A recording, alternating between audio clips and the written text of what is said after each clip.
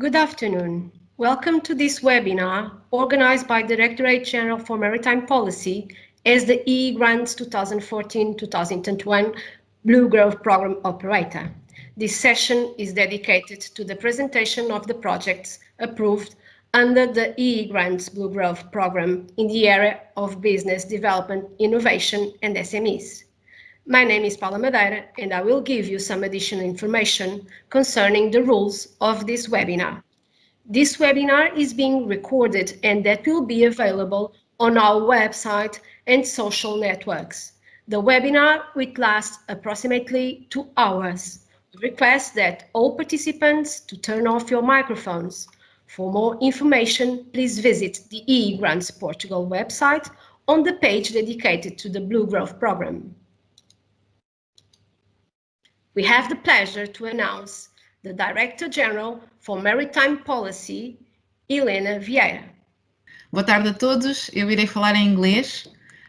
Dear Minister of the Sea, dear Minister of Planning and Representatives, dear Ambassador of Norway, dear donor program partners, dear Head of National Focal Point, dear project promoters, dear participants, welcome to this webinar. Dgpm is the EEA Grants Program Operator for the Blue Growth Program, and we are organizing this session to proudly present the first projects approved under this program. These projects were approved under the Development, Innovation and SMEs goals. The main objective of this program is to increase the value creation and sustainable growth in the Portuguese blue economy. We aim with this program to increase research in the field and promote education and training in marine and maritime fields. The program will also contribute to the overall objective of reducing economic and social disparities and also to strengthen bilateral relations between Portugal and the donor countries through funding of different projects with 5 outcomes under the following 3 program areas. The major part of the program is dedicated to business, development and SMEs with 70% of funding, and the remaining 30% are allocated to research projects and to education, scholarships, apprentices and youth entrepreneurship projects. As I mentioned, this webinar will be dedicated to the presentation of the first 13 projects approved and financed in the area of business from calls 1 and 3. These projects will develop innovative products and technologies as well as achieving greater resource efficiency through, very importantly, circular, sustainable blue economy approaches. Nowadays, with this new reality, with the pandemics and the economic recovery, we have so many challenges and priorities that I truly believe that the sea can play a crucial role. And all these new products and technologies and the projects we are here supporting are also part of the answer to achieve a better future and a sustainable planet. So I now thank you and I wish everyone a pleasant session to know all the great projects we have. Thank you.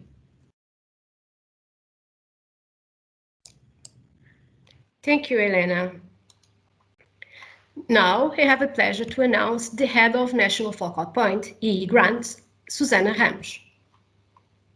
Hello, good afternoon. I would like to give you, I will speak in Portuguese. Muito boa tarde a todas e a todos. Cumprimento o Sr. Ministro do Mar, a Sra. Embaixadora, o Sr. Ministro do Planeamento, a Sra. Embaixadora da Real Embaixada da Noruega, a Sra. Diretora-Geral, que felicito por esta iniciativa muito relevante da apresentação dos projetos, e a todos os presentes, em especial aos promotores e aos parceiros dos projetos que hoje aqui serão apresentados. É com muita satisfação que, em nome do Ponto Focal Nacional dos EE Grants em Portugal, nos juntamos a este webinar de apresentação dos projetos no âmbito do Programa Crescimento Azul, enquadrado por este atual mecanismo financeiro. Na qualidade de coordenadora da Unidade Nacional de Gestão do Mecanismo Financeiro do Espaço Económico Europeu, aproveito esta ocasião para, muito resumidamente, fazer um breve enquadramento global dos EE Grants em Portugal e a sua aplicação concreta no nosso país. Através do Acordo sobre o Espaço Económico Europeu, assinado em 1992, a Islândia, o Liechtenstein e a Noruega participam no mercado interno a par com os Estados-membros da União Europeia. como forma de promover um contínuo e equilibrado reforço das relações económicas e comerciais, as partes do Acordo sobre o Espaço Económico Europeu criaram um mecanismo financeiro do Espaço Económico Europeu, conhecido por grants, com o objetivo de reduzir as disparidades sociais e económicas no Espaço Económico Europeu e de fortalecer as relações bilaterais entre os países doadores e os países beneficiários. O mecanismo financeiro 2014-2021, o atual mecanismo financeiro, é o 5º mecanismo a vigorar em Portugal e terá a sua implementação até 2024. Para este período de financiamento, Portugal conta com uma alocação global de 102,7 milhões de euros, a que acresce uma comparticipação nacional de cerca de 13 milhões de euros para o desenvolvimento de 5 programas de forte interesse bilateral, nomeadamente o Crescimento Azul, também apresentado pela Sra. Diretora-Geral, focado na promoção da inovação e nas pequenas e médias empresas, tendo previsto especial enfoque nas áreas da investigação, ciência e tecnologia do setor do mar. Esta é novamente a área com maior apoio neste período de financiamento, fruto não só das marcadas ambições portuguesas nesta matéria, mas também por força da existência da forte relação bilateral entre Portugal e a Noruega e a Islândia sobre as potencialidades do mar. Beneficia de uma alocação de cerca de 38 milhões de euros, acrescida de uma comparticipação nacional de mais de 6 milhões de euros. Temos também o Programa do Ambiente, que é gerido pela Secretaria-Geral do Ambiente e tem como principais objetivos o combate às alterações climáticas e a promoção de uma economia de baixo carbono, com especial destaque à economia circular, incluindo também uma componente de conservação da biodiversidade. Beneficia de uma alocação global de 24 milhões, acrescida de uma comparticipação nacional de cerca de 4 milhões. Temos o Programa da Cultura, cujo operador de programa é a Direção-Geral de Património Cultural, mas também tem o apoio da Direção-Geral das Artes e é dirigido à reabilitação e requalificação do património cultural móvel, imóvel e imaterial das áreas costeiras, com apoio a projetos de restauro e revitalização. Serão também apoiados projetos de programação artística que contribuam para o reforço desta oferta, da oferta artística, do acesso e da participação nas artes em territórios de baixa densidade de Portugal continental e das regiões autónomas. E beneficia de uma alocação de 9 milhões de euros, acrescida de comparticipação nacional de cerca de 1 milhão de euros. Temos ainda o Programa de Conciliação e Igualdade de Género, com uma alocação de 6 milhões de euros, mais com participação nacional de 1 milhão de euros, que pretende apoiar projetos que visem a promoção da igualdade de género e a conciliação entre a vida pessoal, familiar e profissional. Temos o Programa Cidadãos Ativos, que é destinado a apoiar iniciativas da sociedade civil, e este programa reflete um firme reconhecimento das entidades da economia social enquanto agentes ativos na promoção da governação democrática, direitos humanos e coesão social em toda a Europa. Da alocação global consta ainda o Fundo de Relações Bilaterais, gerido pela minha equipa, pela Unidade Nacional de Gestão, com uma alocação de aproximadamente 2 milhões de euros. Este fundo é destinado a reforçar não só as relações de cooperação bilateral já existentes, mas simultaneamente apto a explorar novas áreas de interesse bilateral que envolvam a cooperação estratégica, o networking, a partilha de boas práticas e a troca de experiências entre entidades portuguesas e entidades dos países doadores. Existe uma cola aberta para financiamento das iniciativas bilaterais até ao final deste ano, com períodos de decisão de 4 em 4 meses e poderão entregar candidaturas até maio para a próxima fase de seleção. Desde a assinatura do memorando de entendimento, que em Portugal se fez um prolífero caminho na execução deste mecanismo.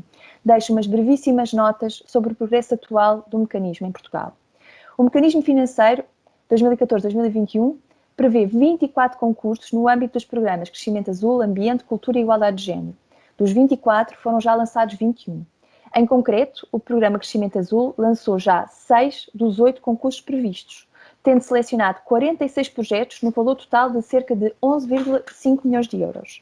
No programa Ambiente, foram já lançados todos os concursos, tendo já sido selecionados 45 projetos e atribuídos praticamente 17 milhões de euros. No programa Conciliação e Igualdade de Género, foram lançados 6 dos 7 concursos previstos, selecionados 22 projetos e atribuídos 3,4 milhões de euros. No programa da Cultura, já encerraram os 2 concursos previstos e encontram-se, respectivamente, a Col 1 na fase de avaliação de mérito e a Col 2 na fase de avaliação administrativa. Todos os 12 projetos pré-definidos aprovados já se encontram em execução e que totalizam mais de 12 milhões de euros. O Fundo de Relações Bilaterais aprovou 39 iniciativas bilaterais no valor de mais de 500 mil euros, selecionados no âmbito do concurso que se reforça e que já foi referido, reforça as relações bilaterais e que se encontra aberto até o final deste ano. Muitas destas iniciativas estão ligadas ao setor do mar. Apesar do operador de programa ser a Dgpm, sendo por isso a entidade melhor posicionada para responder a qualquer questão sobre o programa propriamente dito, do nosso lado, estamos disponíveis para ajudar a esclarecer qualquer dúvida que possa subsistir e levaremos connosco qualquer recomendação que possa ser útil à implementação do mecanismo em Portugal. Quase a terminar, deixo a sugestão de poderem acompanhar toda a informação relativa aos EA Grants em Portugal através do nosso site, das nossas redes sociais ou descarregando a app, onde, para além de estarem informados sobre o lançamento de todos os concursos de forma imediata, uma área de matching está disponível, onde poderão encontrar entidades congêneres da Noruega, Islândia ou Liechtenstein para o fortalecimento das vossas parcerias. Por último, aos promotores e parceiros dos projetos que serão aqui apresentados, desejamos maior sucesso na sua implementação. Muito boa tarde, muito obrigada. Muito obrigada, doutora Susana Ramos. We now have the privilege to announce the Ambassador of Norway, Your Excellency Tove Bruvik Westberg. Thank you. Muito boa tarde a todos e que nome lindo assim. Okay, I will speak in English. Minister of the Sea, Minister for Planning, Director General for Maritime Policy, Head of National Focal Point, ladies and gentlemen. It's a great honor and pleasure to be here at the opening session of a series of presentations of EEA grants Blue Growth projects. Knowing what innovative production and technology companies in Portugal and Norway are developing together is both interesting and important to us. A tremendous amount of work has been put into the implementation and management of the Blue Growth Program in Portugal. It is therefore with great satisfaction that we now begin to see the fruits of that work. The Blue Growth Program fits perfectly into the global picture and an agenda that is important to both our countries. We are just 1 month into the UN Decade for Ocean Science for Sustainable Development. The science we need for the ocean we want, as it reads on the UN website. In December last year, the high-level panel for a sustainable ocean economy, where both Portugal and Norway participated, and chaired by Prime Minister Solberg, delivered their main report. The objective of the high-level panel was to show that it is fully possible to combine a prospering ocean-based economy with a healthy marine environment, as long as environmental standards are in place. With the aforementioned phrase and the high-level panel in mind, we may make it into the science and the innovation we need for the ocean we want. The Blue Growth Program is certainly contributing. Furthermore, the importance of sustainable oceans is reflected in the priorities of the Portuguese EU presidency, as well as specifically in the European Green Deal. Recently, I had the pleasure to attend various high-level virtual meetings, among them between Prime Minister Costa and Prime Minister Solberg. Naturally, continued cooperation related to the oceans, as well as cooperation under the EEA grants, were themes addressed by the two Prime Ministers. The EEA grants is a mechanism through which Norway contributes to the social and economic developments of Europe. It is a way for us together to put into practice the basic tenets of what we consider to be a sound society. It is both a privilege and a major responsibility for all of us to have a Blue Growth Program in Portugal, operating within this priority sector and implementing actions that are significantly contributing to the health of the ocean and to the well-being of society. Portugal's EU presidency offers a valuable opportunity to showcase programs and results achieved under the Blue Growth Programme.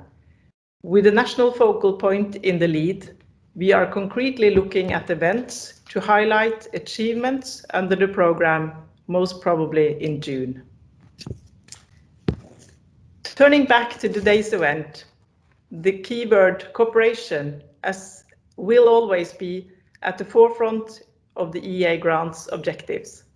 So we are looking forward to hearing all about projects developed in partnership between Portuguese and Norwegian organizations, as well as projects that will further development of a sustainable ocean economy. On a personal note, I would like to add how rewarding it is to listen and to get to know all this knowledge, not only about the host country, but also about my own. You are the ones giving the bilateral cooperation content, shape, and direction, from which we all benefit. I congratulate the program operator for a job well done, and I'm looking forward to listening to the information that will be shared with us today. Thank you so much. Thank you very much, Your Excellency, Ambassador of Norway. Now, we will have the presentation of the project by the promoters. I request that all participants turn off your microphones and cameras. Only the announced speaker should turn their microphones and cameras on their slot.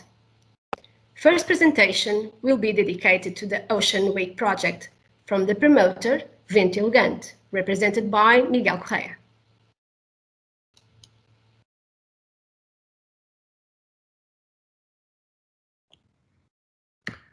Hello, can you hear me? Yes. Yes. Hello everyone. I would like to welcome and greet Mr. Minister of the Sea, Mr. Minister for Planning, Mrs. Ambassador for Norway, the coordinator of National Focal Point, the General Director of Dgpm, all the Dgpm team, and all the promoters. Our brand, the Ocean Week, was born 3 years ago from 3 partners with a huge connection with the sea and enthusiasts of wildlife. We analyzed the world market of sailing tourism industry, and we realized that the Portuguese market was very old-fashioned, protected with bad practices, and very restricted on its target. We came up with the concept of the Ocean Week to disrupt the current sailing tourism market in Portugal with a complete new way of doing sailing holidays. Our concept makes possible to have high-quality sailing holidays to whom does not have an above-average purchasing power, sailing knowledge, navigation knowledge, or even local knowledge. We deliver the package ready to be enjoyed without worries or stress. Our biggest fundamentals are sustainability, environment protection, inclusion, networking, and CO2 emissions reduction. During the Ocean Week, our guests experience a very close contact with the wildlife, which we use to educate them about the concerns and good practices about environment protection, as well as sustainability, as our guests will be living 1 week on board, where the resources are limited, and there is also a good part of sustainability education and resources management that we put into it. The Ocean Week is run in flotilla mode, where the guests will be in complete community, sharing yachts, sharing cultures and experiences. In 3 years, we gather more than 20 nationalities in our editions. The scale effect allows us to be cost efficiency, and so the prices are also fair. With this new concept of nautical tourism, we will be able to conquer new markets for Portugal tourism, share and educate people about good practices of sustainability, and have a high-quality touristical offer with almost non-human footprint. We can show to our guests about 150 nautical miles of coastline, with less than 1/4 of fossil fuel burn, because we are wind powered. This project will help us to create awareness about sustainability, to create and develop new routes. And now I kindly invite you to watch one of our promo videos. I hope you like it. Thank you very much. Imagine the best concert, party, travel experience, and adventure you've ever had.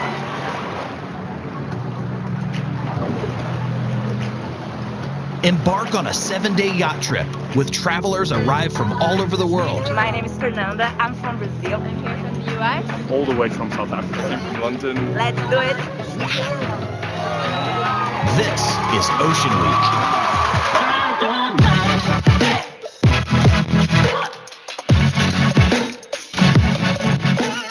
Set sail for the time of your life. And don't forget to say hello to your captain. For the adventurers out there, you can take a kayak and explore caves or drive quad bikes around this lush scenery. But things really heat up when the sun goes down. No matter if you come solo, as a couple, or in a group, after a 1 week, you will become part of the family for a lifetime.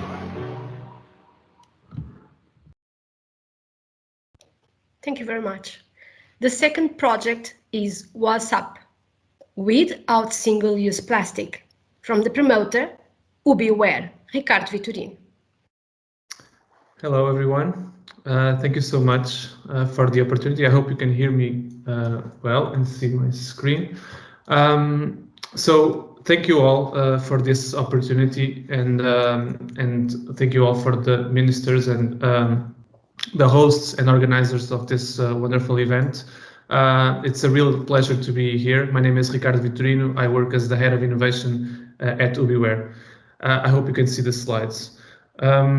So the main problem of What's Up and the problem that we want to solve is that there are billions of tons of plastic reaching out the ocean every year. And the issue is not only for us who sail and swim in this ocean, but also the overall impact that this has on the ecosystem. Since most of the plastic floats, it has an impact on the ecosystem below it in terms of the food that they eat, the sunlight, and overall our impact on healthcare and dietary constraints. So our proposal with What's Up is to implement the collection and analysis of satellite imagery to determine the location and dimension of these plastic islands in the ocean. So based on infrastructure provided by the European Space Agency, like the Sentinel-2, we want to cover the whole set of the ocean and try to identify where these locations are.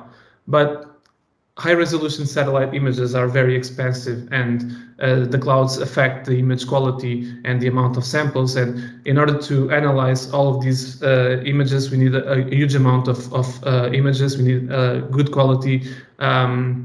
And as you might imagine, the distance between the satellite and the plastic has an impact, since the dimension of the plastic is very, very low. So we really need to have a lot of samples. That's why we also propose to complement these image collection with drone flights closer to the coast, closer to the source of the pollution, and identify exactly their precise location. And last but not least, we aim to engage end users that work and travel in boats all across the ocean to report the plastic sightseeing through automatic probes or through mobile apps that we have to identify exactly the location. But furthermore, we will provide operational reports that optimize the collection of this plastic, not just to understand where they are, but actually to find the best way of picking it up and bringing it back to the coast to recycle and have a return on investment on these operations. So we'll incentivize these end users to pick it up and bring them with them towards the coast. And basically, we are experienced in developing software that handles a lot of data, from a lot of sources, from devices, from information systems, from databases, and we aim at deploying this sort of solutions following open source technology and reference architectures from different ecosystems to properly do this analysis and optimize this efficiency. We are a Portuguese SME. We were founded in 2007. We are now 13 years old with almost 100 people working every day. We are based in Aveiro and in Coimbra, and we are more than happy to welcome you to our offices, which nowadays look more or less like these images since we are all working from home. But we really look forward to meeting you, to demonstrating our projects and our solutions, not only from WhatsApp and this project, but also from other solutions that we have been exploring, developing using new technologies from artificial intelligence, blockchain, satellite, but also applied to smart cities, where we improve the mobility efficiency, the environmental impact and energy consumption of these urban environments all across Europe, but also with telecom and future internet by exploiting 5G and quality of service and quality of experience for operators and regulators that aim at innovating and exploiting new solutions. So this is my presentation for today. I really look forward to meeting you all and engaging in new opportunities. I'm really thankful for this opportunity. As I mentioned, my name is Ricardo Vitorino. You have my email contact here. Feel free to reach out and engage in new opportunities. Thank you so much. Thank you very much. Next, we will watch a short video of the Ergo Marine project from the promoter, Ernesto São Simão.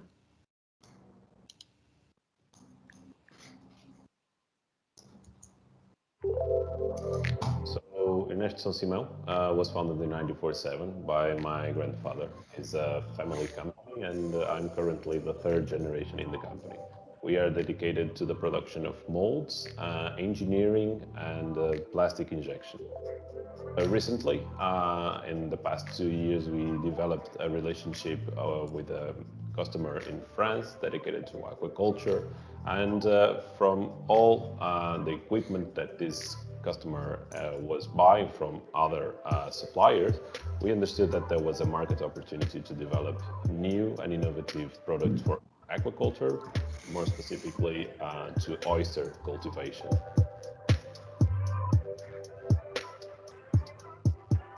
With the contribution from grants, and I want to thank you, Norway, Iceland, and Liechtenstein, for the contribution they are giving to this opportunity. So the idea of the Ergo Marine project is to bring better products for people involved in aquaculture. First, and it's self-explanatory in the name, it's ergonomic materials that allow the people involved in this sort of work to use less effort and to be more easy to perform their tasks. So one of the main things about this project is it's scientifically led. We will partner with a scientific institution in order to guarantee that all the solutions that we put on our oceans, and we are speaking about plastic solutions, first are the ones that perform better in terms of oyster cultivation. Second, that do not create any sustainability challenge to the ocean and to the people involved in these activities. And third, that they can increase the rate of production of oysters, and by doing so, also increase the profitability of the people involved in this sort of professional activity. We will develop all the products in-house with our engineering, as far as we have a full capacity in terms of value chain from design until the production. And we will keep partnering with a lot of entities in order to develop the best products for the market.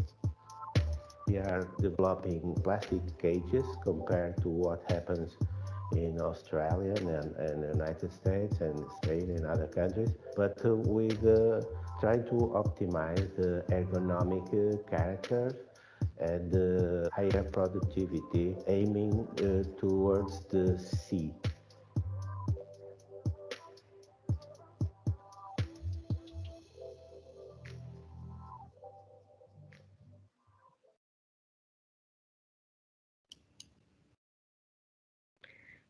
The following presentation will be dedicated to the project Estação Móvel from the promoter Flying Sharks. Please, João Correia. Okay, everybody. I have quite a few slides, and I don't want to run over my time. So please allow me to extend my warmest regards to all of our distinguished guests, Madam Ambassador and the ministers, the Director of Dgpm and everybody. Please consider yourselves greeted by flying sharks. So we've been in business since 2006. This is in fact our very first order, the small devil ray that we shipped to Valencia in Spain. As you can see, very crude apparatus. We had these small tanks with jacuzzi filters that were operated on 12-volt batteries, so very, very simple system. 1 year later, we were shipping 4 sunfish to the Georgia Aquarium in Atlanta in the US.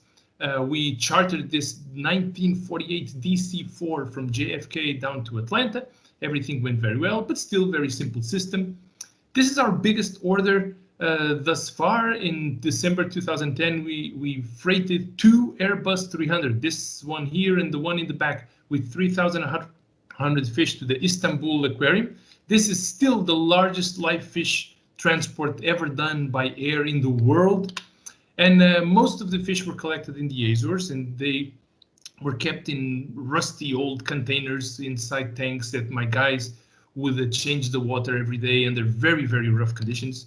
They were then moved to Lisbon by ship and were then kept for a few days before flying to Istanbul. This is inside the tanks, and at this point we were a little more sophisticated. We were monitoring water quality in transit with our oxygen and pH probes and using some chemicals to make sure water quality was in good shape.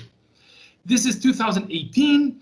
2,000 mackerel and quite a few rays and other fishes that we moved from the Azores to Stralsund in northern Germany and also to Königswinter. These animals were in transit for 11 days and we had 0 mortalities. This is our water quality equipment and our monitoring throughout the trip, and we were quite paranoid about this. 2018 still, we moved some rays from Istanbul to Madrid in Spain. We were in transit for 6 days and we started with 15 animals, and we arrived to Madrid after 6 days again with 17 because 2 of them were born in transit. Now, finally, this is a recent transport we did from Norway to Ecomar up in Aveiro, and more sophisticated still. We have a nice rig where we can keep very good water quality. But this is really where I wanted to get. We keep very, very good pH throughout the time, but we really want to upgrade our game to this transport unit, which we now actually renamed to the mobile holding station, because this is not just for moving fish, and this is what the EA grants is helping us build. We can actually move this thing to, let's say, Kazakhstan and keep fish there for indefinitely, really. Now, we can move this by road or by sea. We can get multiple different voltages depending on where we are, because by sea they work with different voltages and other details. Advanced lighting so that we can work with all sorts of different types of fish. We can move big sharks in this big tank here. A very, very advanced filtration. Our water quality will be kept with the automatic sensors, so we can be in the car behind the container and we can look on our phones and see what the water quality is like. A coffee machine, obviously, very, very important when you move fish for 3, 4, or 11 days. This thing will have its own router to create a network so that we can access. And we fully anticipate to have this running by the end of the year. We already bought the container itself, and we're now working on the actual tanks and all of the filtration. So thank you very much for your attention and for helping us put this project to reality. Thank you very much, João Correia. Now we will proceed with the presentation of the project Alibot from the Promoters Paros by Luís Conceição. Good afternoon. First, I would like to greet the Minister of Sea and Planning of Portugal, and also the Ambassador of Norway, also the Director of the Directorate-General for the Maritime Policies and their team, the National Focal Point Representative, and all others attending this event. Also, special thanks to Dgpm for the invitation for this event. to present the halibut project and of course the funding countries for the funding granted. Also a special word to our project partners Aquinova and Sterling White Halibut in Norway. Sparrows is a R&D company which focuses in developing innovative nutritional solutions for the aquaculture industry. Good nutrition starts early, and it's key to maintain good fish health and welfare standards, which is an important founding of the aquaculture industry. As such, we believe that the halibut project represents an important milestone for the Portuguese, Norwegian, and also global aquacultures. We'll leave you with a small video about the project.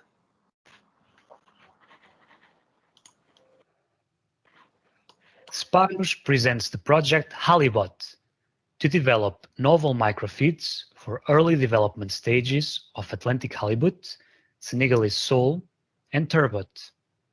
This project is funded by EA Grants Program and in partnership with the Portuguese company Aquinova. The increasing global demand for nutritious fish products can only be met through intensification of aquaculture production. Diversifying the portfolio of commercial value fish species is a key factor to sustainably increase aquaculture production in Europe. As such, aquaculture of flatfish species, including Atlantic halibut, Senegalese sole, and turbot, has scope to be further developed due to the high market value of these fish species and excellent consumer acceptance. However, several production challenges still need to be addressed, starting at the fish hatcheries. These challenges relate to mortalities at early larval stages, associated with a difficult transition from live feeds to inert feeds. This imbalance can lead to increased susceptibility to disease and consequent low availability of good quality juveniles. Therefore, Halibut project aims at developing feeding regimes based on premium microdiets with high nutritional specificity to increase survival and robustness of flatfish larvae and juveniles. The project's consortium gathers both R&D experience and commercial expertise from Portuguese enterprises. Sparrows offers the alliance of a strong scientific background in the area of fish nutrition with a flexible pilot-scale feed technology platform. Aquinova offers expertise in turbot and Senegalese sole aquaculture from hatchery to on-growing stages. Additionally, the Norwegian producer Sterling White Halibut will be subcontracted to lead the activities involving Atlantic halibut. Halibut, novel microfeeds for sustainable aquaculture development.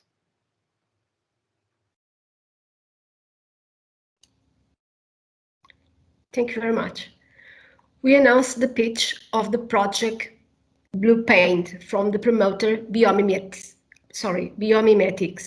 Please, Patrick Freire. Hello, good afternoon, everyone.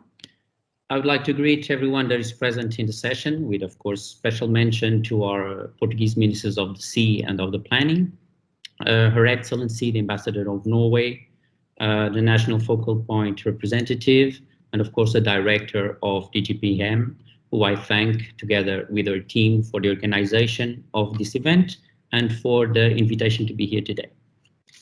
I will share now my screen with a small presentation. Okay.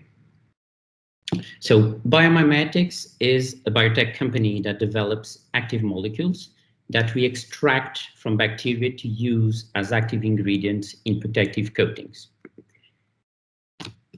So we are focused on organic green compounds that confer antifouling properties to marine coatings, either for protection of the hulls of vessels or in aquaculture settings to protect and keep the nets and cages clean, promoting health and the good development of the fish. In Project Blue Paint, we will focus on developing an efficient and environment-friendly protective solution for aquaculture nets, directed at the salmon farming industry. We appreciate and want to thank the program operators for granting us the recognition and support that will allow us to execute this project in collaboration with our Norwegian partners, IDN and Morefish. They will give us support in the validation and of this technology in real settings in the sea and in a salmon farming facility. Blue Paint project is based on the use of BMX, an organic anti-fouling agent, to create a protective layer to be applied to salmon nets, ensuring the absence of fouling accumulation during the full season of production. In the frame of this project, we are creating new waterborne formulations of protective coatings, fully compatible with BMX 11, efficient and safe for use for all, for the sea, for the people, for the farmed fish, and of course, also for other marine organisms. In a time when the use of current anti-fouling solutions based on copper oxide is being associated with the contamination of the seabed in Norway, and therefore a candidate for restricted use, solutions that are safe, non-toxic, and without persistence in the sea are essential and must be consolidated. The protective coatings we are developing are a good candidate for replacement of copper oxide-based solutions. They will be tested and screened in Portuguese and Norwegian waters to select the most performing one in close cooperation with our partners. We will then launch a large-scale test in the salmon-producing unit in Norway that will last for a breeding cycle to ensure full applicability in the production process. In parallel, both the regulatory and commercial approaches to the deployment of the technology will be assessed. That will be defined to ensure that all aspects necessary for a smooth market entry are covered. We will, through this project, deliver a fully efficient protective solution for aquaculture that is sustainable and compatible with the regular use in the sea, strongly reducing the toxic impact of current commercial products. A solution that is scalable and that will reduce significantly the impact of fish farming operations on the seawaters, keeping our oceans clean. Thank you all for your attention today.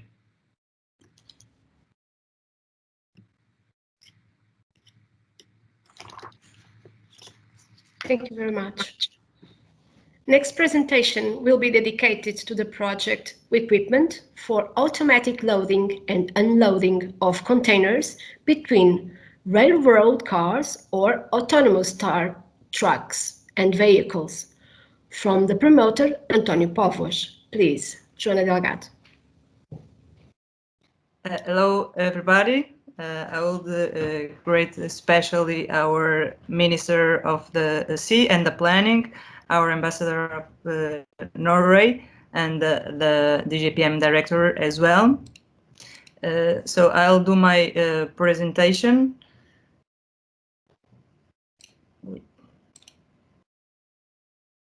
Hope everybody is seeing it. So our project will consist in developing a prototype of a SSL vehicle for automatic loading and unloading of the containers. So nowadays, all handling of the containers is done with vertical loading, and the use of catenary is not possible with the vertical loading. So I would like to thanks to a grants, to the Sea Minister and to the Dgpm the opportunity to develop this vehicle. So the present context in the ports is that all the vertical loading and unloading is done with vertical movements by different machinery, as we can see in the pictures. Those containers are then transported by trucks from ports to rail, and they are loaded vertically one by one over trains. We have a different solution, the side sliding loading. We have a European patent about this. And so our vehicles that can be towed or can be autonomous as well are loaded and unloaded by vertical cranes from the ship. And then those vehicles can load and unload horizontally the containers.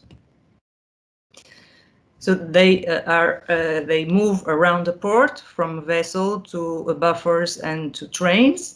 They increase the frequency and reduce the need of space required for container stowage. The buffers are steel structures that are used to store containers in an organized way, and the increase of the frequency of extraction of the containers by rail is also promoted by this system.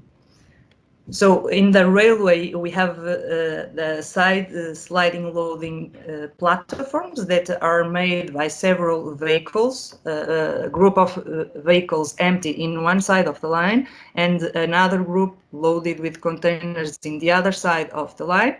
And then when the train arrives, there are a shift of the containers from the train to the empty vehicles and from the loaded vehicles to the train. So those vehicles arrive from different origins and depart for different destinations. And we will see the movement that our system does to take the containers and move from the train over themselves. And in the other side, the vehicles are doing the opposite movement. So this will increase the frequency of the containers transportation. The electrified trains will increase the interland flow in and out the ports, and the automatic loading and unloading will enable the maximum flow. It's important to say that all diesel locomotives will be removed from ports. So then we have this movement, and the loading and unloading of the trains can also be done in the tracks. We have the time for loading trains is independent of the train length. This is an important issue. And the ports automation will reduce the space need from container stowage. This is the final movement. So we have the pollutant emissions that will be reduced to minimum with this ports automation. In this project, we have a partner that is International Development Norway that will develop a software to manage port information, to drive our vehicle along the port and to manage the container position. Thank you, everybody, for your attention. Thank you very much, Joana Delgado. The following presentation will be dedicated to the project Behound from the Promoter Center of New Energy Technologies, New R&D, and EDP Energias Portugal. Please, Alex Coronati.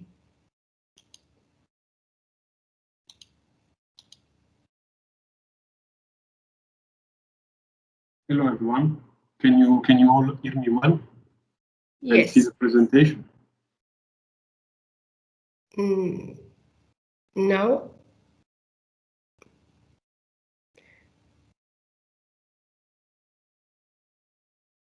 You should be able to see it already. No, but yeah. Right now, yes. Okay. Right now we have the presentation. So okay, you may proceed, please. Thank you. Okay. So good afternoon, everyone, and special greetings to the Portuguese ministers, the Norwegian ambassador, and the national focal point representative, as well as the DGPM director and the team, which are today present to this call. I'm Alex Coronati, and I'm very proud to be presenting our project Beyond today. As the project Union is going towards a decarbonized economy and is targeting the carbon neutrality by 2050, we know that the electric energy system of the future will be challenged by the increasing penetration of renewable energies in the system, and in particular by their intermittency. In this context, hydrogen represents one of the most promising solutions to decarbonize specific sectors of the economy, while handling the intermittency of renewable energy sources. In particular, offshore hydrogen production has the potential to optimize, store, and transport more efficiently the energy produced by the wind farm that harvests the best wind condition far offshore.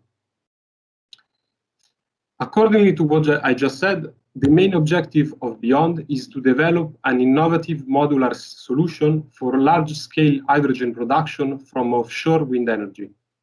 The solution will be able to deploy worldwide, producing and transferring hydrogen and therefore contributing to the decarbonization of the economy. Moreover, the solution will be a powerful tool for wind farm owners by making the offshore wind tenders more competitive. Finally, the concept will minimize the overall CapEx and OpEx of the system, enabling a competitive hydrogen production cost and represent an unique business model opportunity. The project has a duration of 1 year. It started the last 26th of October. It has a total budget of approximately 665,000 euros with a funding rate of 67%. The consortium is composed by the Portuguese energy utility EDP, with EDP New as project coordinator and EDP Innovation as project manager, the global offshore engineer leader Technip FMC, the research center SEIA and WAVEC, and the University of Southeastern Norway. In this slide, we can look at the 4 main activities that will be developed during the project. The first activity that will be undertaken is a market assessment to frame and analyze the conditions and drivers necessary for the development of the offshore wind to hydrogen sector.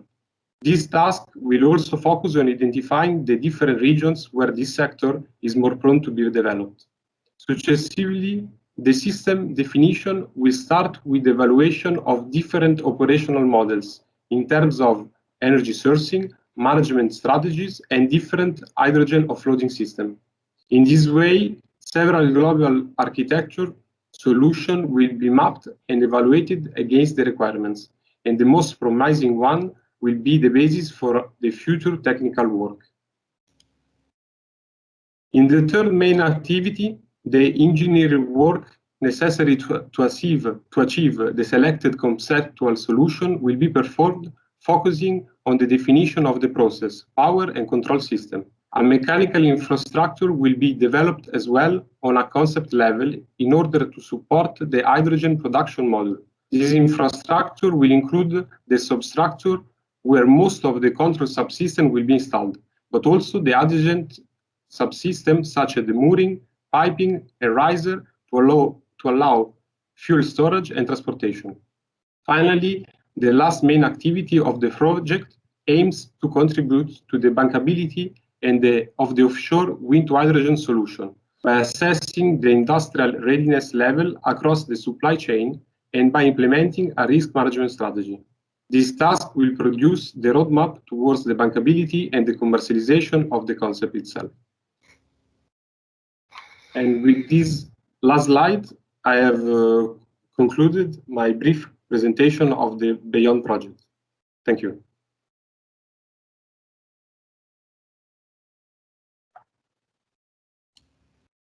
Thank you very much.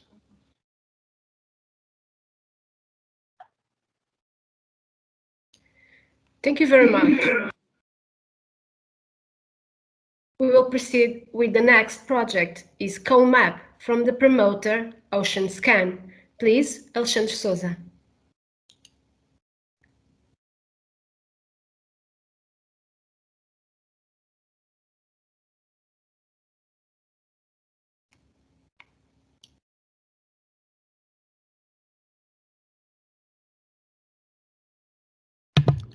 Alexandre, you have your microphone turned off. Please turn on.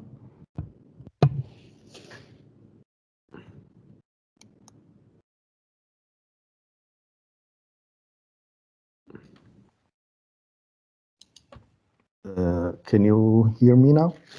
Yes. Yes, now yes. We can hear. I'm sorry and good afternoon for everybody. Many thanks for this opportunity to show our project. So COMAP is the acronym for Cooperative Autonomous Multi-Vehicle Mapping System. So this project is promoted by Ocean Scan, which is SME, a Portuguese SME. OceanScan is a spin-off from Porto University, the Laboratório de Sistemas e Tecnologias Subaquáticas, and the Laboratório de Sistemas e Tecnologias Subaquática is also involved as a partner, as a technical partner in this project, and the third partner of this project is Maritime Robotic, which is a Norwegian SME. So the goal of COMAP is to create a modular multi-vehicle system able to autonomously execute bathymetric surveys. So the autonomous underwater vehicle and the autonomous surface vehicle will be dynamically allocated to get the best area coverage and efficiency of this system. So the idea, another goal of this modular system is to reduce the costs required to perform this type of surveys and also reduce the number of operators to typically run this type of surveys. So OceanScan is providing the light autonomous underwater vehicle. So the vehicle nowadays is already exists and is operated worldwide by the universities, the scientific community, and for the military institutions. So it can have different configurations,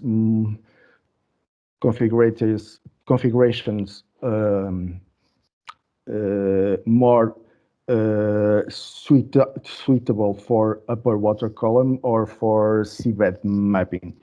So the vehicle runs on a open source software toolchain developed by the Porto University, and the vehicle and the architecture of the vehicle provides the ability to install new sensors or new communication devices on this platform.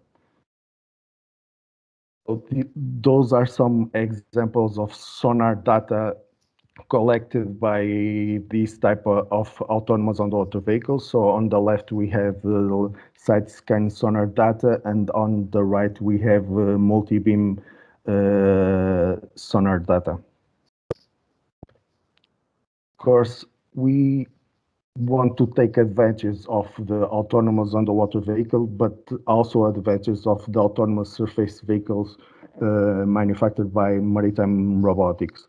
So the Otter, which is the name for this vehicle, is a cost-effective turnkey solution that has a compact and robust catamaran design. It's easy to assemble, easy to transport.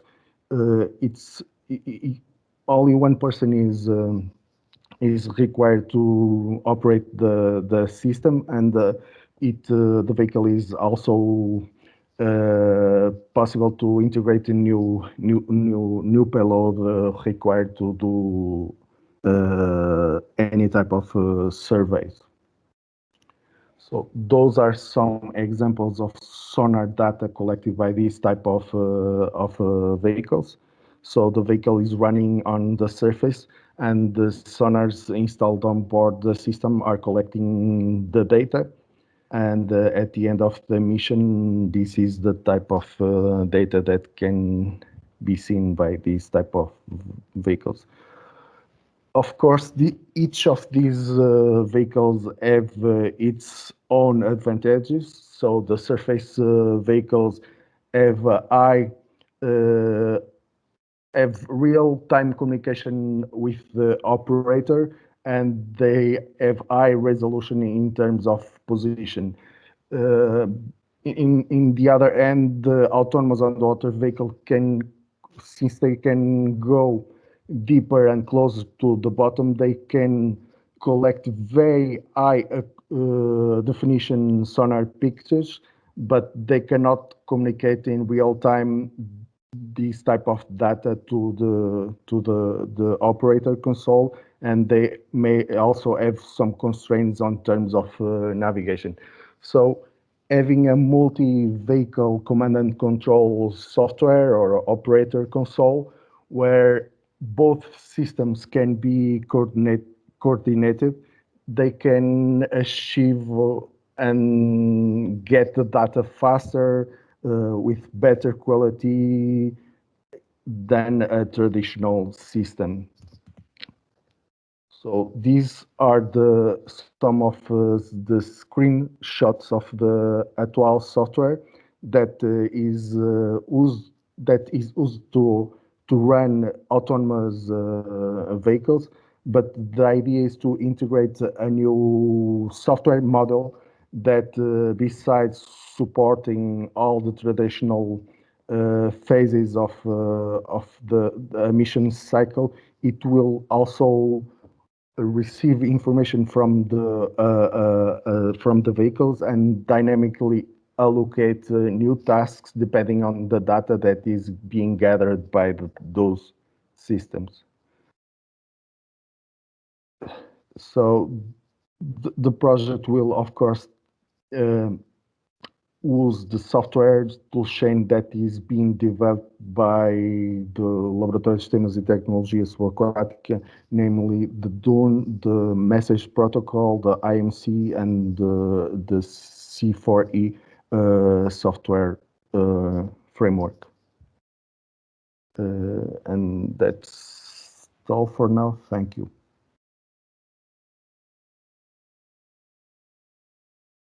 Thank you very much, Alexandre Sousa. Next presentation will be dedicated to the project eShip from the promoter Marlo Consult. Please, Carolina Wadraska. Hi, everybody. Good afternoon. My name is Carolina Wadraska, and I'm the representative from Marlo Consult. We, on behalf of the eShip team, so Marlo Consult as the promoter and Saconsult, VTMAR, Reykjavik University, and Escola Náutica, we would like to thank, obviously, the EEA Grants Program and its donor countries, the National Unity Representative, Susana Ramos, a Norwegian ambassador, of course, and also the Portuguese government with the presence of the Sea Minister and Planning Minister, and the Crescimento Azul program that has been for a long time there of Dgpm.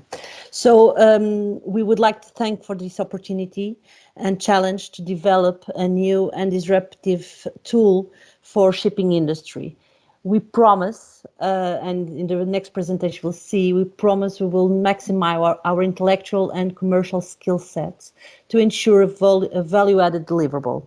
Hope you enjoy it. Thank you very much.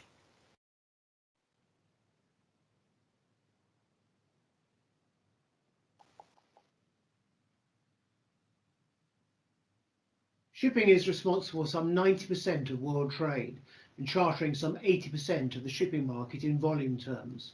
Freight costs in the chartering market are $700 billion a year and shipbroker commissions $14 billion a year. Chartering represents 77% of total seaborne trade, with 8.2 billion tons transported annually. The project team estimates total addressable market for eShip as more than 5,000 potential prospect companies operating 55,000 ships with 410 million euros of annual recurring revenues. The problem: enormous efficiency gains can be unlocked in the chartering industry with increased use of digital tools. Unlike liner shipping, chartering relies significantly on non-structured exchanges of information, email, fax, and phone. Chartering involves an extensive amount of information exchange between many counterparties, a cumbersome and expensive process that is time-consuming, error-prone, and often redundant. The solution is paperless, intelligent, and green by digitizing and automating the entire value chain. According to our calculations, based on business impacts or real prototypes, the chartering industry incurs inefficiency losses of 3.3 billion euros a year due to the absence of streamlined digital processes. The difference about eShip is that it is a sole provider of integrated cargo matching with chartering automation. eShip's unique value proposition goes a step further, offering an end-to-end business model that digitizes the entire chartering process. This enables a substantial reduction of back-office expenses by automating repetitive, information-heavy procedures during the course of the voyage. eShip will become a software-as-a-service solution that applies state-of-the-art ICT tools to the traditional chartering business model, generating significant value added to all market participants in three key aspects: optimize freight rates by intelligent matching of ships and cargoes, apply business intelligence and data analytics to optimize the entire supply chain, boost business benefits by integrating business operations between shippers, charterers, receivers, and agents. Our technology focuses on a flexible, independent logistics platform that enables an open collaborative network across multiple systems that reduces implementation risk by retaining existing infrastructure, uses smart algorithms to optimize charter selection, achieves open collaboration between business units, no large investments needed. The goal of the project is to develop and demonstrate the eShip solution, initially in prototypes with further development designed towards the following objectives: achieving a successful technology demonstration case, TRL7 of eShip, initiate planning and preparation for exploitation and commercialization immediately after project conclusion. Thank you. Thank you very much, Caroline. Now we will proceed with the project Ocean Vision from the promoter Omnidea.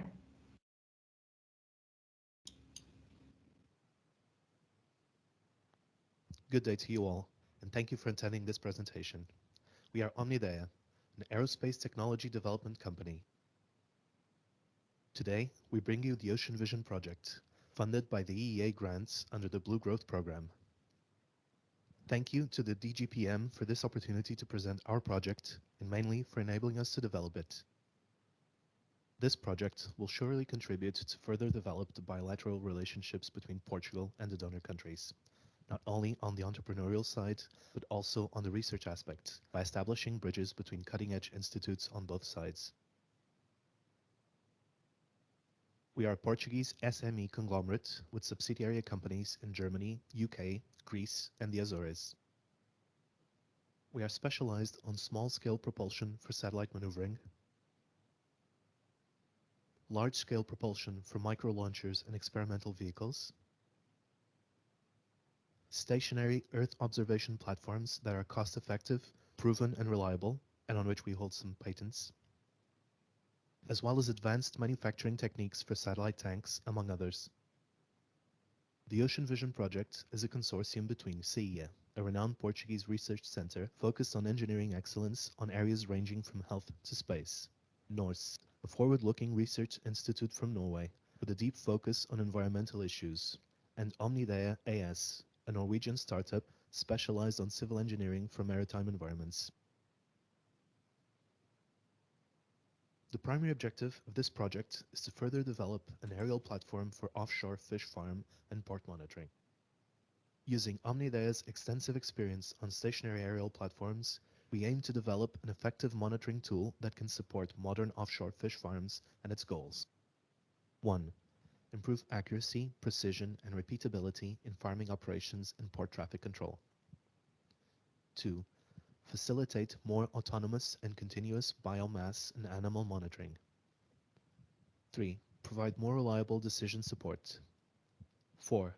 Reduce dependencies on manual labor and subjective assessments, and thus improving staff safety. The Ocean Vision project was recently started and will surely live up to the objectives defined, contributing to a better, safer, and bluer planet.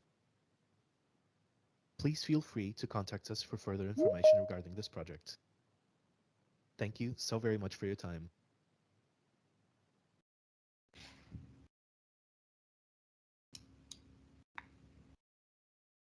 Simshore is the next project presentation from the promoter, Danish.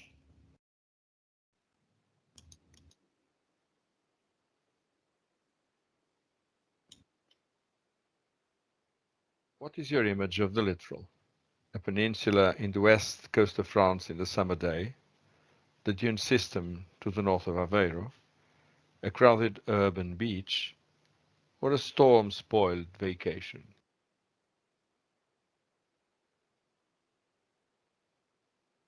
Or perhaps a more radical experience? Most of the construction and destruction in the littoral is a consequence of our lack of understanding of its nature. The littoral is an interface changing at very short space scales and at virtually all time scales. This is reflected in the topography, turning classical sounding methods inadequate. We are faced with a never-ending commitment. Two private companies, one of them a startup, the Portuguese National Authority for Hydrographic Cartography, and the Technological University Institute, associated with the Norwegian Research Centre, to develop a reliable and cost-effective solution to feed the repository of bathymetry data and generate on-demand products to sustain a profitable business. SimSure derives from SimOcean and to a great extent will use the data infrastructure developed in it. While the long-term goal is the development of an operational service using all available data, as a first step, a pre-commercial service will be developed using low-cost solutions based on AUVs. Spectral reflectance and inversion of the wave field adapt best to different bathymetric domains. High accuracy and proper georeferencing require new solutions, such as the use of two cameras. Unconventional methods require validation. Here, satellite-derived bathymetry at the entrances to Lisbon Harbour in magenta are compared with the results of a traditional hydrographic survey performed 1 year earlier. The whole SimSure solution combines research and development with the business plan. In research and development, the whole data processing pipeline is developed. The business plan begins by identifying customers and inviting them to co-develop the use cases. This being done, market strategies are defined, implemented, and monitored. Among a huge list of possible use cases,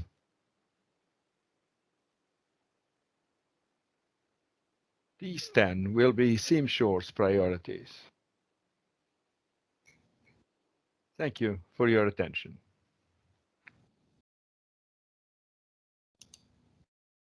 Thank you very much.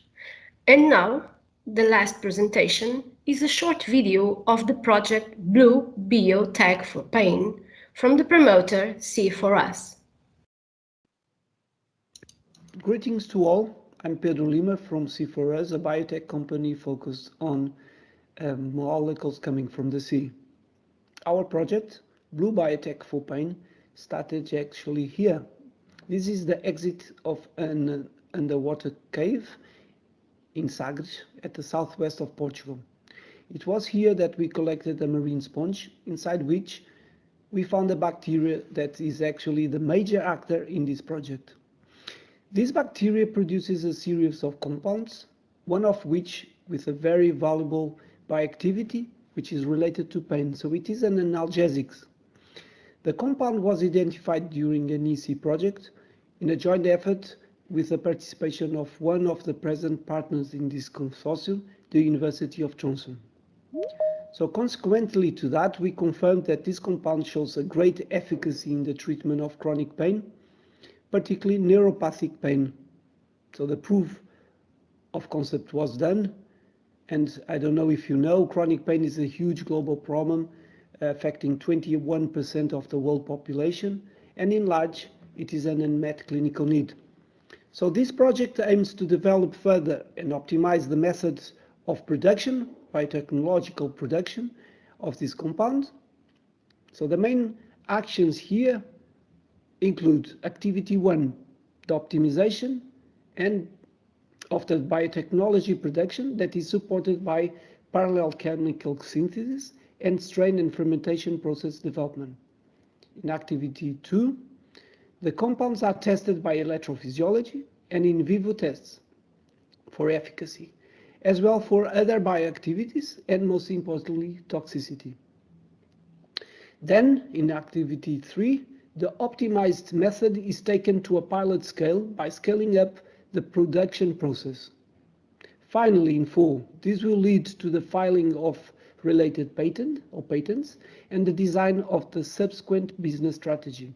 So, for all of that, let me introduce you to the consortium. Ourselves, C4us in Portugal, will apply its knowledge of electrophysiology and in vivo assays, and also of the intellectual property and pharmaceutical business. Sintef in Trondheim, Norway, will work on strain and fermentation process development and will also be responsible for the scale-up. Arctic University of Norway in Tromsø, Norway, will use its expertise to carry on the testing in all sorts of other bioactivities and, most importantly, on toxicity. Finally, Nova Medical School in Lisbon, Portugal, will focus on the microbiology and also on the bacteria growth optimization. Thank you very much.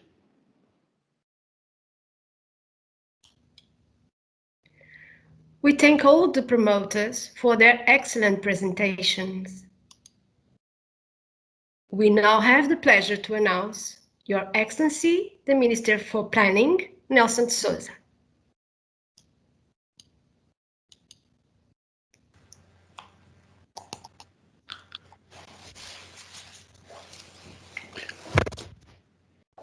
Good afternoon for everybody. I think you are listening me.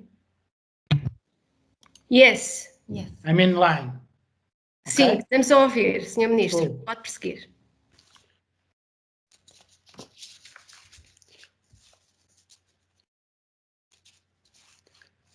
Ambassador of Norway in Portugal, Excellency, Director-General Política do Mar, Coordinator of EA Grants, dear entrepreneurs and researchers, dear colleague, Minister of Sea, I don't know if Ricardo Serrão is online or not.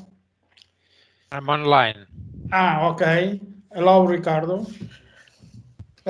I'm very happy in participating in this new phase of the EA grants for the period of 2014-21 to present this wave of new approved projects. I want also to make a very special greeting directed to the Ambassador of Norway that I meet for the first time. I want to stress the excellent partnership that we had in the past between the Norwegian embassy and the Portuguese authorities that I think led to a very good, fruitful results for us and for both parts, I think. For us, the EA grants are much more than financing. I said several times in the past. Money is very important, of course. We don't hide that reality, but is very important as they, of course, allow to increase our capacity to support new investments. But so, or more relevant than the money coming from EA grants, had been the bilateral cooperation and technical assistance obtained from the partners located in Norway and or in other donors countries. I'm convinced that with you, Ambassador Excellency, this spirit of close cooperation will continue. We will work together with that objective, surely. A brief words about the EA Grants program. As you know, we are facing a very tough and complex situation in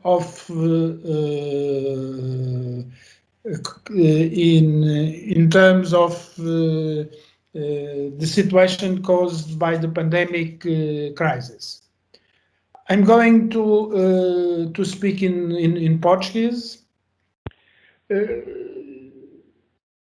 Nós lidamos neste momento com uma situação muito complexa sob o ponto de vista económico, social e até político. Naturalmente que dispomos neste momento de variados instrumentos que se caracterizam pela sua diversidade, mas também pela sua dimensão. Aos fundos estruturais normais, que têm vindo a apoiar o investimento no nosso país, o seu desenvolvimento, o seu equilíbrio, a sua competitividade. Naturalmente, juntaram-se instrumentos mais ligados à recuperação e à resiliência, que tornaram o pacote global dos fundos estruturais praticamente dobraram relativamente ao passado. Ou seja, nós neste momento temos um pacote muito substantivo e muito de grande volume de fundos estruturais.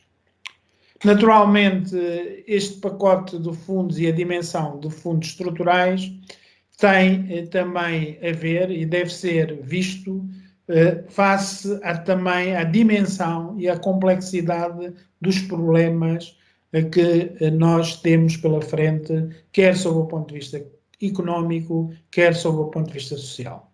De facto, para além dos problemas estruturais de sempre, para além dos problemas estruturais que ainda permanecem na nossa sociedade e na nossa economia, aquilo que nós temos de perceber é que a crise pandémica provocou um conjunto de necessidades adicionais que fazem com que este volume financeiro não seja desadequado, nem excessivo, e antes, pelo contrário, aquilo que importa fazer é nós termos a capacidade de o usar devidamente. E porquê é que eu estou a dizer isto? Estou a dizer isto é que face a perto de 45 mil milhões de euros de que dispomos dos fundos estruturais, poderia parecer menos interessante ou desvalorizar o volume de recursos financeiros proporcionados pelos EA Grandes. Nada mais errado do que pensar assim. Isto porquê?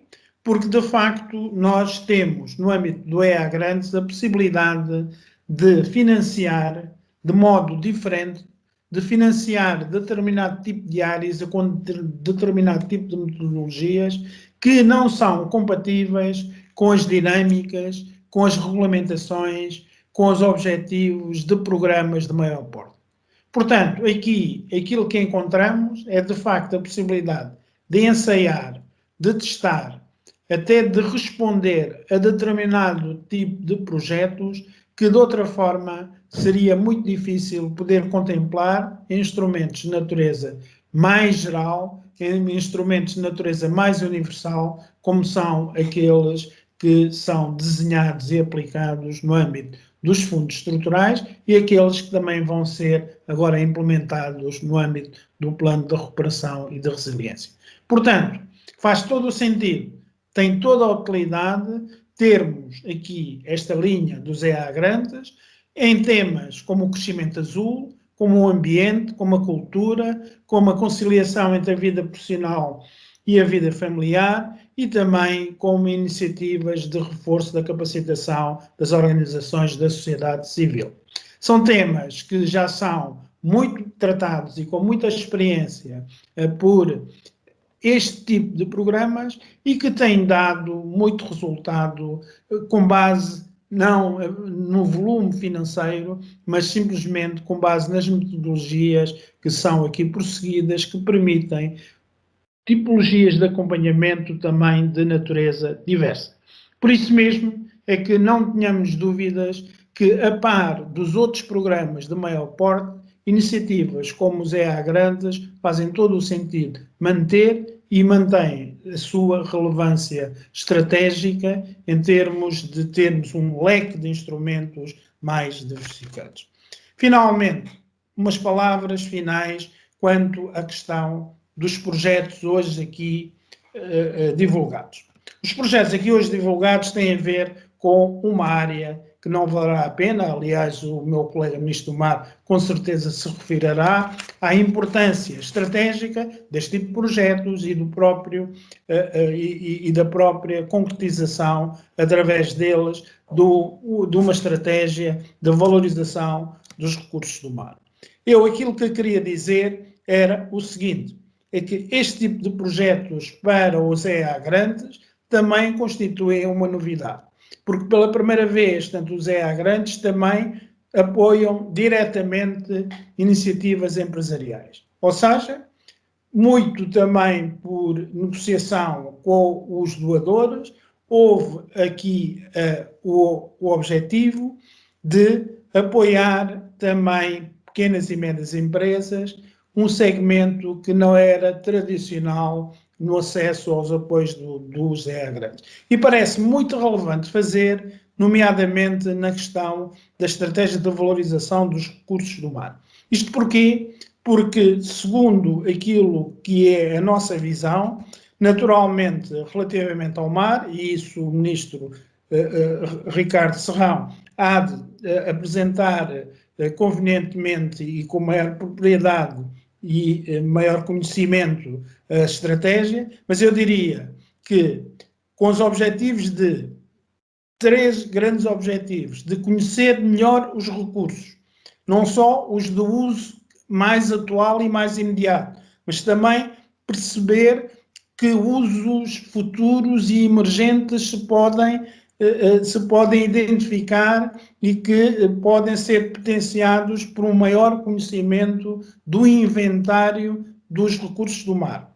Assegurar, em segundo lugar, o seu uso sustentável. Não basta só conhecer e utilizá-lo de uma forma indisciplinada e desordeira, perdoa-me a expressão, não atendendo à necessidade de que todos os recursos têm de ser usados sob o ponto de vista sustentável numa perspectiva de longo prazo. E, em terceiro lugar, transformar esse seu uso sustentável em oportunidades de criação de novos negócios e de empregos, transferindo o conhecimento que foi gerado nas primeiras fases.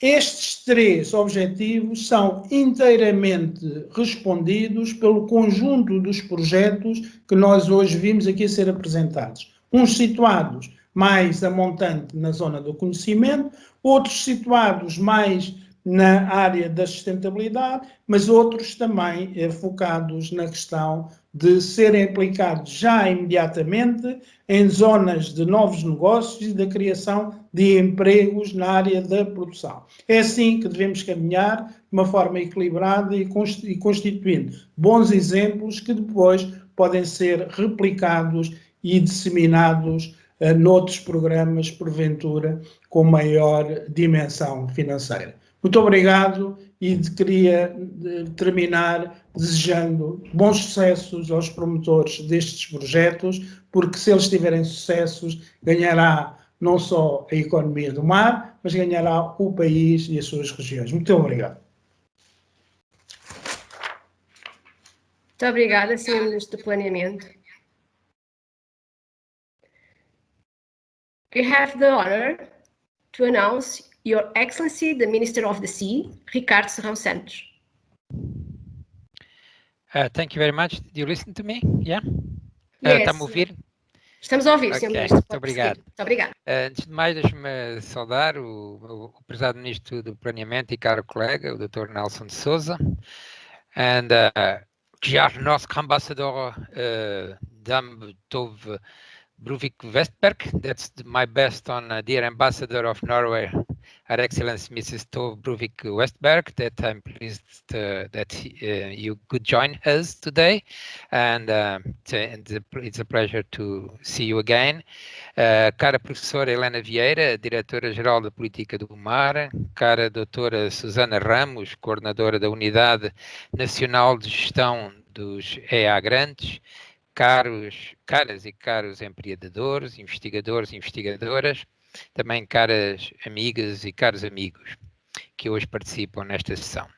De facto, é com grande prazer que me associo a esta sessão, que segui desde o início com muito interesse, e na qual nos foram dados a conhecer 13 dos 26 projetos aprovados em 2 dos avisos do Programa Crescimento Azul dos EA Grandes. Os 26 projetos, que representam cerca de 10,3 milhões de euros de financiamento. E como tivemos a oportunidade de observar, este financiamento é dirigido ao setor privado no contexto de desenvolvimento de produtos e tecnologias inovadoras em diversos domínios, como da biotecnologia azul, da aquicultura e alimentação, da transição digital, da engenharia e também da robótica submarina e também da robótica espacial, das energias marinhas renováveis, da economia azul circular, nomeadamente em tecnologia de inovação para a utilização de lixo marinho como matéria-prima e noutros domínios diversos. Esta sessão, uma coisa que mostrou é que temos um setor empresarial ligado ao mar, rico em ideias competitivas e que merecem de facto ser incentivadas. E o Programa Crescimento Azul dos EA Grandes apresenta-se, pois, como um impulsionador de oportunidades de negócio para vários setores da economia do mar em Portugal, e o seu desenvolvimento estimulará certamente a economia nacional e a criação de emprego, que são tão necessários numa década que se inicia com uma pandemia que ameaça de facto profundamente a estabilidade económica e social, não só do nosso país, mas do planeta, dos países do mundo. Mas saliente que a economia do mar pode ser um fator de estabilidade em alturas particularmente instáveis. E esta afirmação baseia-se em alguns aspectos que é oportuno relevar. Vejamos. De acordo com as estatísticas mais recentes que dispomos, que são relativas a 2018, portanto bastante recentes, a economia do mar representa mais de 5% do produto interno bruto e cerca de 5% das exportações nacionais e 4% do nosso emprego.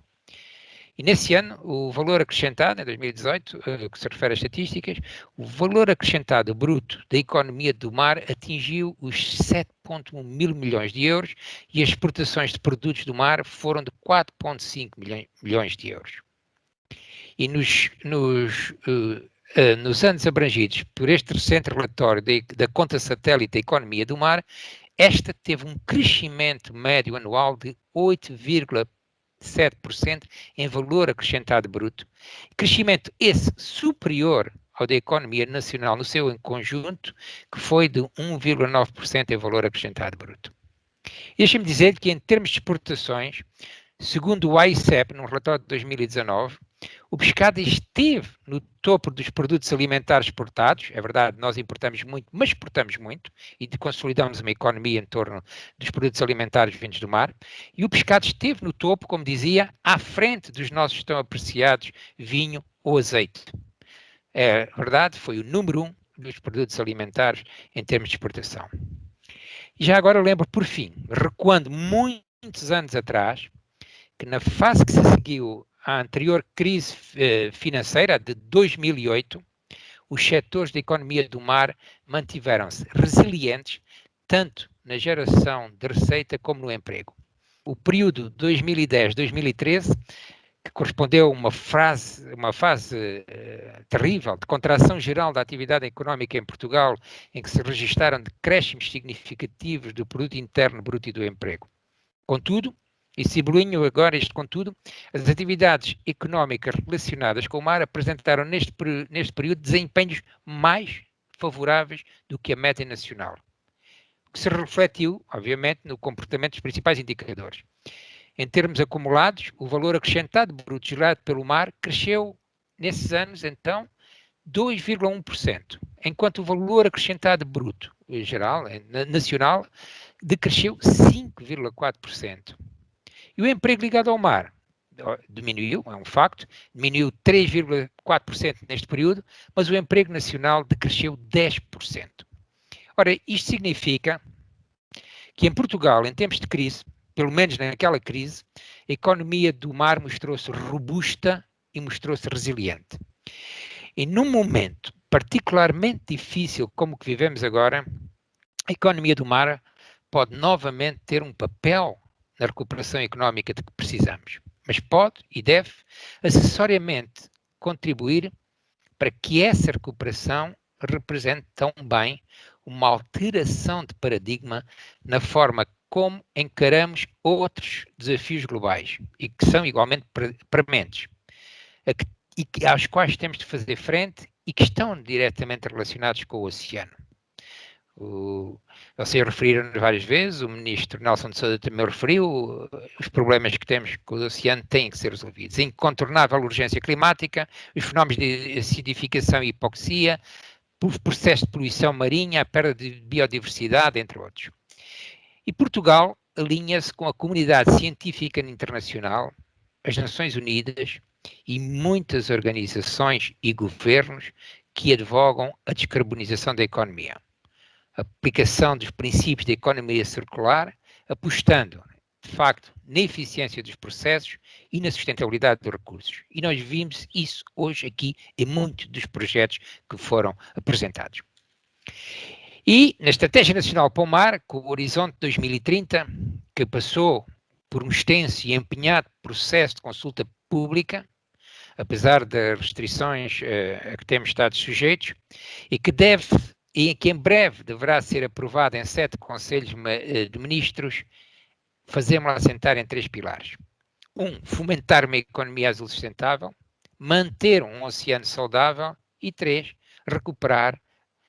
basear a recuperação da economia e a proteção do oceano no melhor conhecimento científico disponível.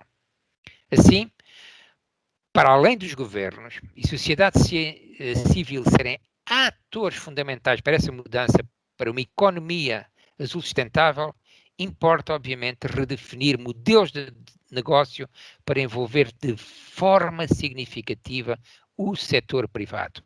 E este programa das EA Grandes é um bom exemplo disso. Note-se os projetos que aqui foram apresentados. E neste processo são essenciais os mecanismos de financiamento, onde os de natureza pública são fundamentais. O Programa Crescimento Azul vai ao encontro daqueles pilares. O programa antecessor, o mecanismo de 2009-2014, que foi hoje já aqui por várias vezes referido, na área programática das marinhas e interiores, já deixou uma marca muito positiva na economia do mar nacional e também numa área que me é muito cara, a investigação científica marinha. O atual programa continua esse caminho, apostando nas empresas, na investigação e na educação, tão fundamental para termos uma sociedade consciente do valor do oceano, conhecedora das ameaças que este enfrenta e, fundamental, promotora da sua sustentabilidade. Não menos importante, o programa visa fortalecer as parcerias e a cooperação internacional, nomeadamente com os países doadores.